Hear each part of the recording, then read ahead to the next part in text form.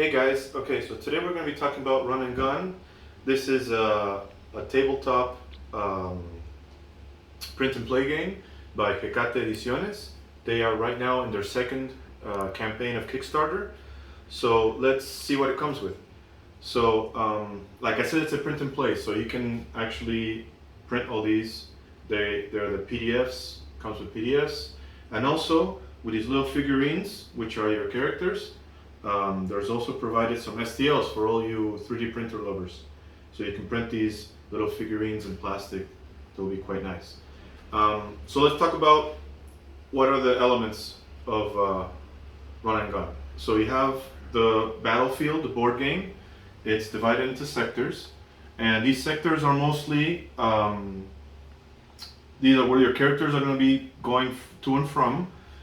And each sector can have different icons. So for example, this purple icon is a cover that comes into a part of the game mechanic. I'll explain in a little bit. There's also sectors with supply crates that are also part of the game mechanics. And these other ones with these little exclamation mark, which are called Omni objectives. The game comes with these action cards. Action cards are, they're going to define how each round plays out between all the characters. There's also objective cards, which can be used to gain victory points, which is basically how you win the game. So the more victory points you get, the more you win. And there's this one extra card which explains kind of how you also can get some extra victory points from like the skulls. You also get minus victory points from damage. I'll explain that in a little bit.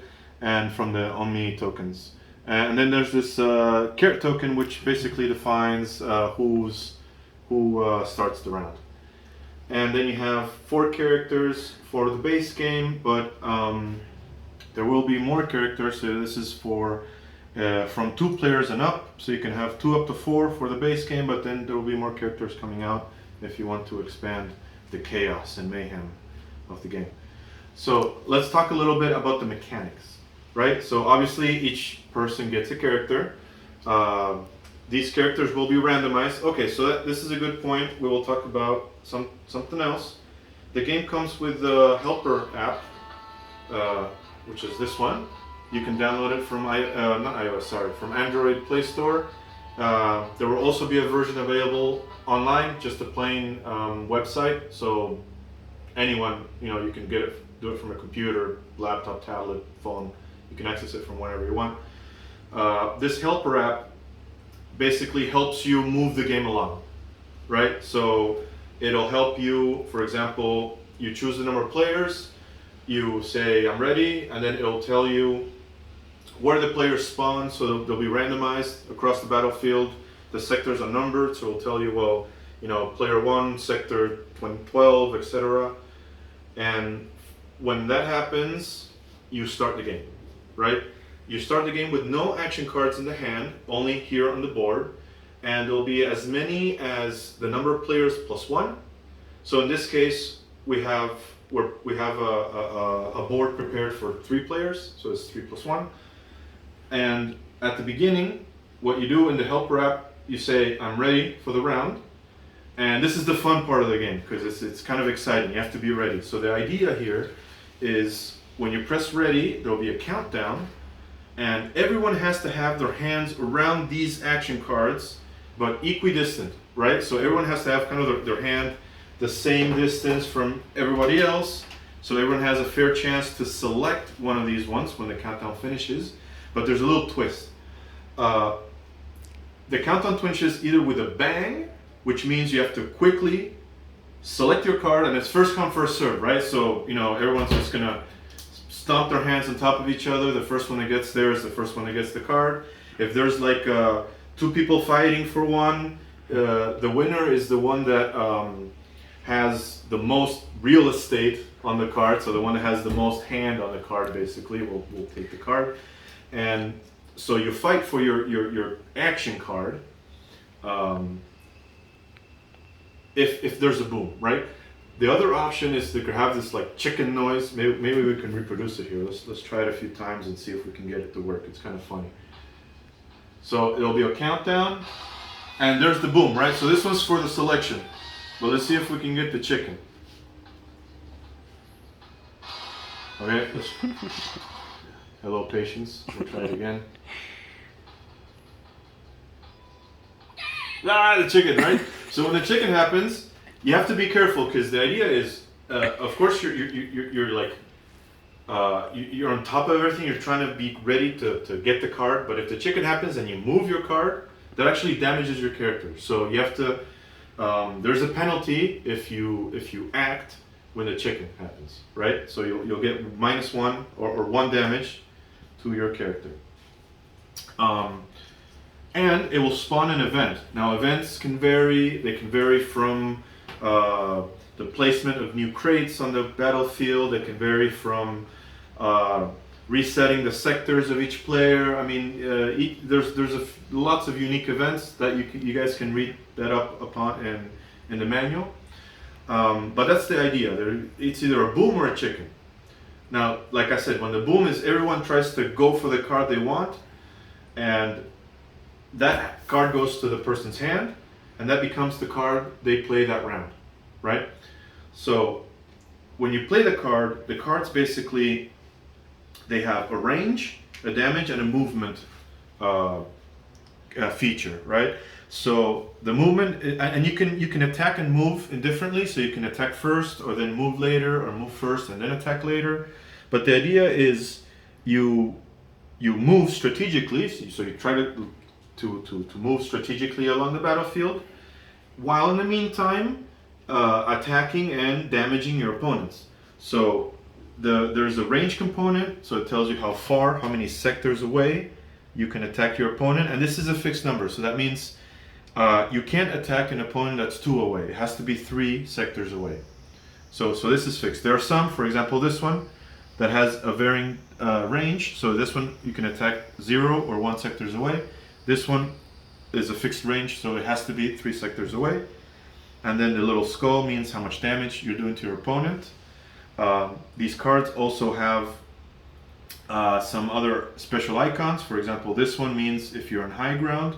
So high ground is basically if you're on top of these kind of hill areas, and if you're on high ground, you get an extra bonus, which is detailed at the bottom part of the card. In this case, it's 1 more damage to the weapon. If they have an exclamation mark, this means the card has kind of like a special action. In this case, it's telling you that you're gonna have after your turn, you take the turn again, basically. So you get the carry the next turn. And then there's some cards which aren't attack cards.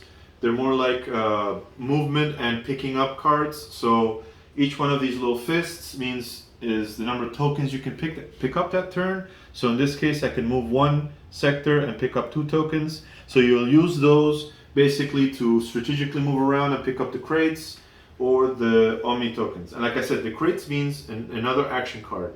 So the more crates you have, the more action cards you will have in your hand each turn to choose from.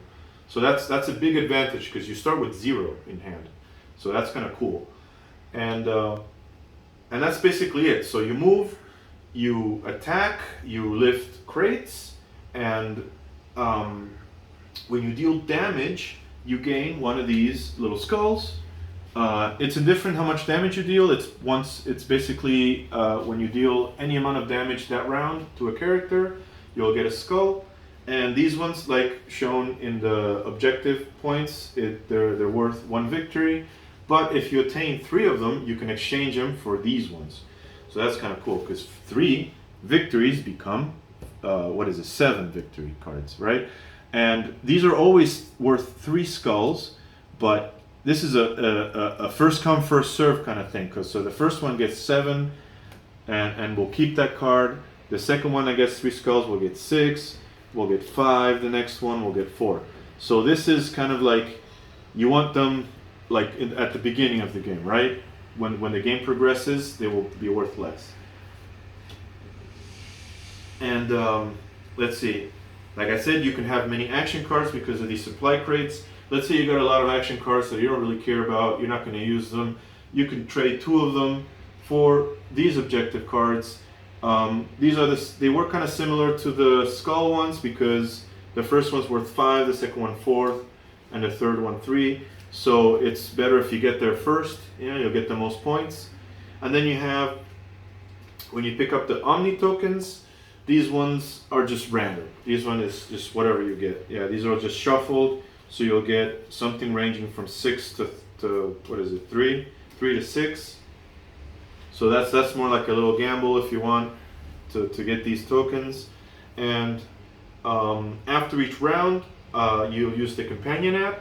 It resets again, so you reset the number of cards here. You get the boom, you pick the cards, you get the chicken, you get an event. And depending on the number of players, you'll get either 10 rounds for 2 players, up to 8 rounds for 4 players and more.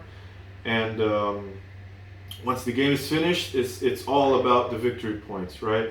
So like I said, you get victory points from individual skulls, you get victory points from trading skulls for these cards, from trading action cards for these ones, from getting the Omni tokens, but you also get negative victory points from taking damage.